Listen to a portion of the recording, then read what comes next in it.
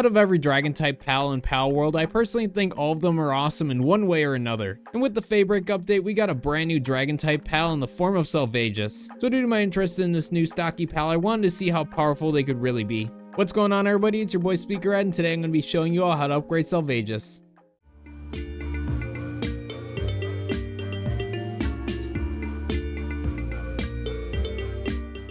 But before we get into the video, just a friendly reminder that if you enjoy any of the music you hear during this video or just want to support the channel in general, it's all part of my DMCA free music label, Speakerhead Studios. This is a music label I created and run where all the songs in are completely DMCA free, so go ahead and use any of these tracks for your content creating needs. We currently have over 70 songs available with more added frequently, so if you're interested in checking that out, all the links will be in the description below. Finally, I want to give a shout out to the commenter that asked me to make an upgrade guide on Silvegis. I really appreciate your comment and support towards the channel. But with all that out of the way, let's get back to the guide. So before we can upgrade Silvegis, we need to go over the basics of them first.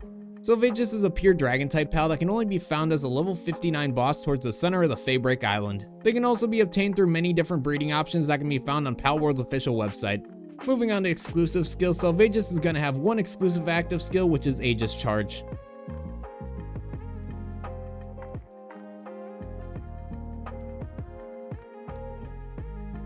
As for their partner's skill, after unlocking their saddle at level 58, Silvegis can be used as a ground mount along with increasing the duration of their Aegis Charge ability while riding them. Finally, when it comes to their base skill, Silvegis is only going to be a level 3 in lumbering. So with the basics of Silvegis out of the way, let's get into upgrading them. Now the first way to upgrade Silvegis is by breeding one for good passive skills. When it came to deciding on passive skills for Silvegis, there were plenty that would work well on them, but since this pal is a pretty bulky fella, I wanted to go with a more defensive build for them, so I went with Legend, Demon God, Diamond Body, and Invader. For those who might not be aware, Invader is a passive skill that can only be naturally found on Xenolord, which can only be obtained after defeating the raid boss version of this pal. But with it giving a 30% attack boost to both Dark and Dragon type moves, it's a pretty great skill to have on many pals. And with Demon God and Diamond Body both being fairly new skills as of recording this video, I'll remind everyone that Demon God gives a 30% attack boost and a 5% defense boost, and Diamond Body gives a 30% defense boost. Also, both these skills can be randomly found on any pal in the game. With that said, getting back to the passive skill combination we talked about, these skills will give your pal a 50% attack boost, a 55% defense boost, a 15% movement speed boost, and finally an additional 30% attack boost to both Dark and Dragon type moves. Also, to help you get Invader and Legend onto Silvegis, here's a breeding tree with ways to get both of these skills on your pal. Now for those who want a more offensive build for their Silvegis, you can replace Diamond Body with Musclehead, Ferocious, or Divine Dragon for more power. And if you wanted to add some cooldown to your pal's active skills, you could instead replace Diamond Body with Serenity for a 30% cooldown. So for the sake of this video, I'll be using the first set of passive skills I mentioned. However, a combination of any of the previously mentioned skills would work great on Silvegis. But once you got a Silvegis with the passive skills you prefer, the next way to upgrade them is in a pal condenser. Any pal can have their partner skill along with their general stats upgraded in a pal condenser. On top of this, once a pal is fully upgraded in a condenser, all of their base skills will level up by 1, which can be pretty helpful. With a total of 117 pals, you can upgrade Silvegis 4 times in a condenser, with level 1 needing 4 pals, level 2 needing 16 pals, level 3 needing 32 pals, and level 4 needing 64 pals. Now, assuming it took you a few attempts to get a Silvegis with the passive skills you prefer, you should have enough spare pals to upgrade them at least a couple of times in a condenser.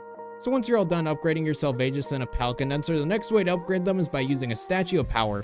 With a total of 30 small pal souls, 18 medium pal souls, 18 large pal souls, and 90 giant pal souls, you can give any pal a 60% boost in attack, defense, and health. And to help you get the first 3 types of pal souls, here's a list of every pal in the game that drops these types of souls. Also, to help you get giant pal souls, here's a map of every predator pal in the game which drops these types of souls. Finally, if you want to farm all 4 types of pal souls, you can do the pal genetic research mission in the pal expedition station to farm all these. Now after you've finished upgrading your Silvegis in a Statue of Power, the next way to upgrade them is by increasing their hidden potential stats. While using ability glasses unlocked at level 34, you can see the hidden potential stats of any pal. By feeding your pal one of 3 types of pal fruits, you can upgrade these stats with each fruit increasing 1 stat by 10. And you can get these pal fruits in a few different ways. The first way to get them is by defeating either the Bellinor Libro, Blazemut Ryu, or Xenolord raid bosses. The next way is by buying them from a metal merchant located at any destroyed church on the map using dog coins. And the last way you can get them is by turning in bounty tokens to a vigilante bounty officer found at any village on the map. For bounty tokens, you can get these by finding and defeating wanted NPCs across the map. I've also found the best way to farm these tokens is by catching the wanted NPCs in high tier spheres and butchering them to double the amount of tokens you can get. But going back to metal merchants and dog coins, a tip I always like to give is to use a catchers while hunting Mimogs to get more dog coins. While fighting together, their partner skill will make neutral pals drop more items when defeated, which works on Mimogs and dog coins. Also remember to upgrade your catchers' partner skill and a pal condenser to further increase the amount of dog coins Mimogs drop. Finally, I will mention that there's one last way to increase a pal's hidden potential stats, and that's by using Dr. Braun. This is a new NPC that was added during the Feybreak update that can be found randomly anywhere on the map. But these special NPCs allow you to operate on one pal per day, which can increase the hidden potential stats of said pal by 15. They also have a chance of giving your pal a new positive passive skill as well.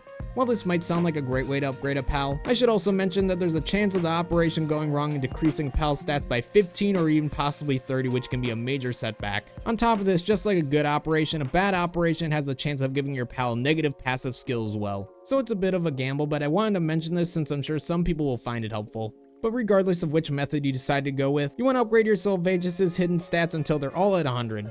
So once you've finished upgrading your Silvegis' hidden potential stats, these are currently all the permanent upgrades you can do to them at this time. That being said, there still are a couple of temporary upgrades you can do to them, and the first of these is with food. Depending on what food you or your pal eats, they can grant a wide variety of benefits such as attack boosts, defense boosts, work speed boosts, along with many others. For combat purposes, I personally go with Mammoris Curry and Galeclaw Nikujaga. That being said, I highly recommend looking through all the different food options you can craft to see which ones might work best for you. Now, the second and last way you can temporarily upgrade Silvegis is by doing upgrades in the Pal Labor Research Laboratory. What this structure does is it'll give passive boosts to your base and the pals working at your base depending on which paths you upgrade. There are 9 different categories you can upgrade, with each one having their own unique benefits. That being said, if you were to upgrade the far right path on all 9 categories, you can give the pals working at your base an 18% boost in attack and defense.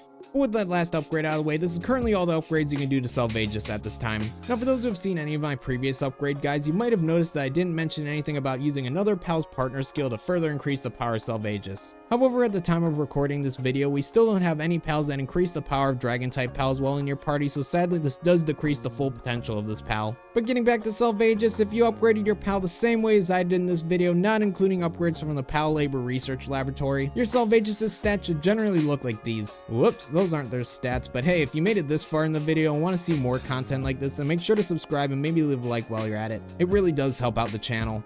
In all seriousness, your pal's stats should generally look like these ones fully upgraded. Now, instead of just showing a bunch of numbers on screen, I want to see how powerful Silvegis really is, so we're going to have them do a quick fight against Seiya and Selyne to test them out. And for those who are curious, these are the active skills my pal will be using during this fight.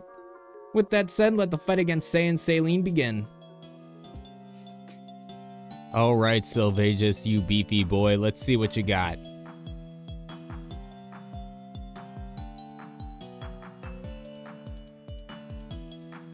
Good hits. Very nice.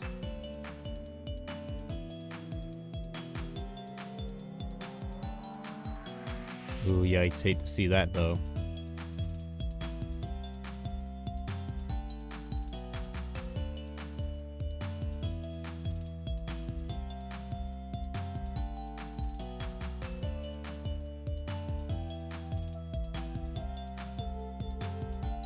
Just tank that laser, buddy. You got this. Like it's nothing. That fire damage, however, is not too great. Gotta move. I probably will pull him back here in a second just because I don't want him to die. But then after a minute or so of healing, then we'll throw him back out. Alrighty, I think we can send out Silvegis again. Get him, buddy.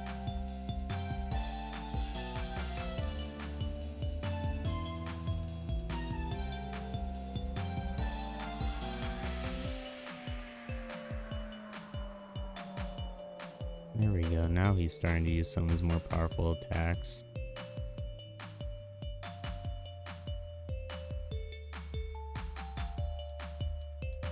Nice damage, my dude. Tank those hits.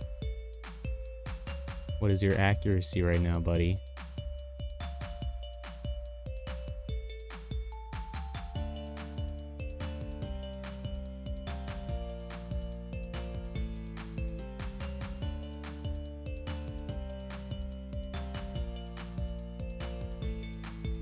Nice job, dude. Barely with any health left, but great job. So with that battle all wrapped up, I hope this shows just how great of a pal Silvegis can be. But that's going to be my upgrade guide on Silvegis. Let me know what you think down below. Let me know if you found this video helpful, and also let me know what pals you'd like to see me upgrade in the future. Finally, once again, if you enjoyed any of the music you heard during this video or just want to support the channel in general, you can check out my DMCA free music labels in the links down below. But that's all I have to say for now, so thank you all so much for watching. I really appreciate it, and I'll catch all y'all in the next one. Take it easy, everybody.